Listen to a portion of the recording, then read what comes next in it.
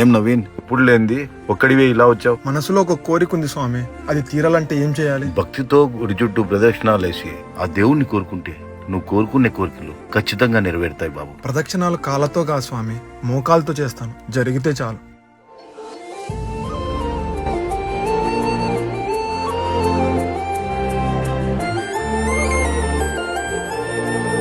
ఇంతలా చేస్తున్నావంటే ఆ దేవుడు నీ కోరిక ఖచ్చితంగా నెరవేరుస్తాడు.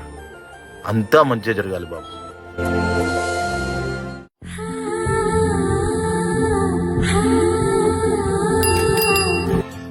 హాల్ టికెట్ లేకుండానే ఎగ్జామ్ రాయనిస్తారా?